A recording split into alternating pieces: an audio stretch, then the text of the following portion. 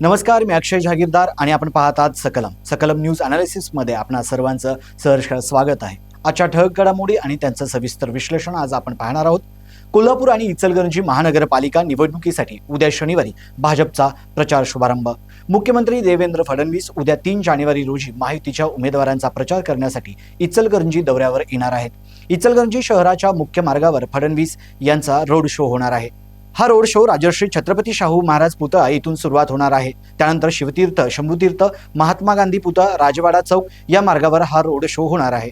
त्याच ठिकाणी या रोड शोची सांगता होणार आहे। या दौऱ्याचे नियोजन करण्यासाठी इचलकरंजी येथे भाजपच्या प्रमुख पदाधिकाऱ्यांची बैठक झाली। तर 12 जानेवारीला मुख्यमंत्री फडणवीस यांचा कोल्हापूर दौरा असणार आहे। यावेळी मुख्यमंत्र्यांची मुलाखत होणार असून ती शहरात एकाच वेळी 80 ठिकाणी दाखवण्यात येणार आहे। दरम्यान कोल्हापूर महानगरपालिका निवडणुकीचाही उद्या प्रचार शुभारंभ होणार आहे। भाजप प्रदेशाध्यक्ष रवींद्र चव्हाण उद्या कोल्हापूर दौऱ्यावर येणार आहेत। भाजप प्रदेशाध्यक्ष झाल्यानंतर रवींद्र चव्हाण हे प्रथमच कोल्हापूर दौऱ्यावर येत आहेत। त्यामुळे कोल्हापूर आणि इचलकरंजी या 2 महापालिका निवडणुकांचा उद्या प्रचाराचा शुभारंभ होणार आहे। रवींद्र चव्हाण कोल्हापूरमध्ये आगमन झाल्यानंतर अंबाबाईचे दर्शन घेणार आहेत। त्यानंतर त्यांची पदयात्रा होणार आहे। दरम्यान इचलकरंजी महापालिका महायुती म्हणून लढली जाणार असली तरी अनेक इच्छुकांना या ठिकाणी उमेदवारी मिळाली नसल्याने त्यांनी बंडखोरी केली आहे। अजित पवार राष्ट्रवादीच्या 10 जागांसाठी मैत्रीपूर्ण लढत होणार आहे। याशिवाय शिंदे शिवसेनेने दिलेल्या काही उमेदवारांच्या विरोधात भाजपने उमेदवार दिल्याने एकूणच इचलकरंजी महापालिकेसाठी बंडखोर उमेदवारांच्यावर निकाल अवलंबून असणार आहे। दुसरी बातमी आहे कोल्हापूर जिल्हा परिषद शाळांमध्ये आता पिंक रूम। महाराष्ट्रात प्रथमच कोल्हापुरात राबवण्यात आली संकल्पना। कोल्हापूर जिल्हा परिषद शाळांमध्ये शिकणाऱ्या मुलींच्या करिता आता पिंक रूमची उभारणी करण्यात आली आहे। महाराष्ट्रात प्रथमच कोल्हापुरात अशा प्रकारची संकल्पना राबवण्यात आली आहे। वयात येणाऱ्या मुलींच्या सर्वोत्तपरी विचार करून कोल्हापूर जिल्हा परिषदेने कोल्हापूर जिल्ह्यातील 770 शाळांमध्ये पिंक रूमची उभारणी केली आहे। सॅनिटरी नॅपकिनच्या उपलब्धतेपासून ते विश्रांतीसाठी कॉट, गादी, सिंक यांचीही व्यवस्था करण्यात आली आहे। महाराष्ट्रात पहिल्यांदाच ही संकल्पना कोल्हापूर जिल्हा परिषदेने राबवली आहे। मुख्य कार्यकारी अधिकारी कार्तिकेयन यस यांनी याबाबत माहिती दिली आहे। किशोरवयीन मुलींना गोपनीयतेचे वातावरण मिळावे, मासिक पाळी दरम्यान स्वच्छतेची सवय लावण्यापासून गरज वाटल्यास विश्रांतीची व्यवस्था करणे, योग, शारीरिक शिक्षण, क्रीडा स्पर्धांवेळी कपडे बदलण्याची सुविधा आणि मुलींची सुरक्षितता या सर्व गोष्टींचा विचार करून पिंक रूम ही संकल्पना राबवण्यात आली आहे। लोकसभा, माजी विद्यार्थी संघ, गावातील व्यक्ती आणि काही सामाजिक संस्था आणि 15व्या वित्त आयोगाच्या माध्यमातून हा उपक्रम राबवण्यात आला आहे। गुलाबी रंग दिलेली स्वतंत्र खोली, खोलीचा पडदा, खुर्ची, टेबल, आरसा, पिण्याचे पाणी, sanitary napkin, wedding machine, disposal machine किंवा डस्टबिन, सुरक्षित खिडकी, पंखा आदी सुविधा या खोलीमध्ये उपलब्ध करून देण्यात आल्या आहेत। मराठी साहित्य संमेलनाच्या अनुषंगाने पुढील बातमी आहे। साहित्य, इतिहास आणि अस्मितेचा संघर्ष, संभाजी कादंबरीवरून पेटलेला वाद। 99व्या अखिल भारतीय मराठी साहित्य संमेलनाच्या पार्श्वभूमीवर विश्वास पाटील यांच्या संभाजी कादंबरीवरून सुरू झालेला वाद केवळ साहित्यिक चर्चेपुरता मर्यादित राहिलेला नाही, तर तो अभिव्यक्ती स्वातंत्र्य आणि सामाजिक ऐतिहासिक अस्मिता यांच्यातील संघर्षाचे प्रतीक ठरला आहे। संभाजी ब्रिगेडने कादंबरीतील काही उल्लेखांवर आक्षेप घेत संमेलन उधळून लावण्याचा इशारा दिल्यामुळे या प्रकरणाला अधिक संवेदनशील वळण मिळाले आहे। या वादावर संमेलनाध्यक्ष विश्वास पाटील यांनी मांडलेली भूमिका लक्षवेधी आहे। 2006 साली प्रकाशित झालेली ही कादंबरी अनेक वर्ष वाचली गेली असून 2-3 पिढ्यांनी तिचा स्वीकार केला आहे असे ते सांगतात। आंदोलक तरुण असल्याने संवादातून मार्ग काढण्याची तयारी त्यांनी दर्शवली आहे। तसेच अनवधानाने आक्षेपार्ह शब्द आढळल्यास ते मोठ्या मनाने मागे घेण्याची तयारी असल्याचे त्यांनी स्पष्ट करून संयम आणि साहित्यिक परिपक्वतेचे दर्शन घडवले आहे। एकूणच हा वाद इतिहास लेखनाचा दृष्टिकोन, साहित्याची सामाजिक जबाबदारी आणि भावनिक अस्मिता यांच्यातील तणाव अधोरेखित करतो। ऐतिहासिक व्यक्तिमत्वांबाबत संवेदनशीलता आवश्यक असली तरी धमकीच्या भाषेतून आंदोलन करणे लोकशाही मूल्यांना धरून नाही। साहित्य संमेलन हे संवाद, चर्चा आणि वैचारिक समन्वयाचे व्यासपीठ असावे।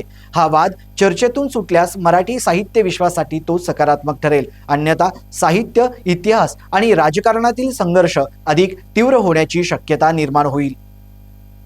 जिल्हा परिषद निवडणुकीच्या अनुषंगाने पुढील बातमी। जिल्हा परिषद निवडणुकांच्या घोषणेला वेग, राजकीय हालचालींना नवे वळण।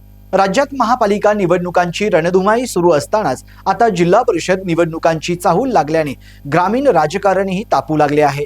सर्वोच्च न्यायालयाच्या आदेशानुसार 31 जानेवारीपर्यंत स्थानिक स्वराज्य संस्थांच्या निवडणुकीची प्रक्रिया पूर्ण करण्याची जबाबदारी राज्य निवडणूक आयोगावर असल्याने जिल्हा परिषद निवडणुकांची तयारी वेगात सुरू झाली आहे।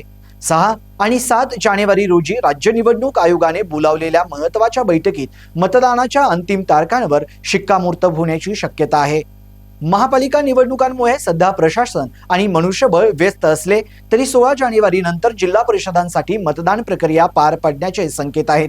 ईव्हीएम यंत्रणा उपलब्ध असल्याने निवडणुकीच्या तांत्रिक तयारीचा प्रश्न नसून राजकीय आणि प्रशासकीय नियोजन अधिक महत्त्वाचे ठरत आहे।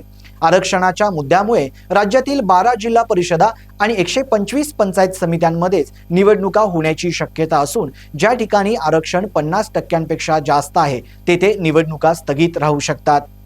25 किंवा 28 जानेवारी रोजी मतदान आणि त्यानंतर अनुक्रमे 26 किंवा 29 जानेवारी रोजी निकाल जाहीर होण्याची शक्यता वर्तवली जात आहे। महापालिका निवडणुकांनंतर लगेचच जिल्हा परिषद निवडणुका झाल्यास राजकीय पक्षांसाठी ही मोठी कसोटी ठरणार आहे। बहुतांश पक्ष स्वबळावर निवडणुका लढवत असल्याने ग्रामीण भागात कोणाची पकड मजबूत आहे हे या निवडणुकातून स्पष्ट होणार आहे। त्यामुळे जेडपी इलेक्शन 2026 ही केवळ प्रशासकीय प्रक्रिया न राहता राज्याच्या आगामी राजकारणाची दिशा ठरवणारी महत्त्वाची निवडणूक ठरण्याची चिन्हे आहेत। आंतरराष्ट्रीय संवेदना संदेश। झोहरान ममदानीच्या पत्रातून उमर खालिद प्रकरण पुन्हा चर्चेत। न्यूयॉर्कचे महापौर झोहरान ममदानी यांनी तुरुंगात असलेला सामाजिक कार्यकर्ता उमर खालिद यांना पाठवलेलं हस्तलिखित पत्र हे केवळ वैयक्तिक संवाद न राहता आंतरराष्ट्रीय पातळीवर मानवी हक्क आणि अभिव्यक्ती स्वातंत्र्याच्या चर्चेला पुन्हा उजाळा देणारे ठरले आहे। डिसेंबर 2025 मध्ये उमर खालिद यांच्या पालकांच्या अमेरिका भेटी दरम्यान हे पत्र त्यांच्याकडे सुपूर्द करण्यात आले।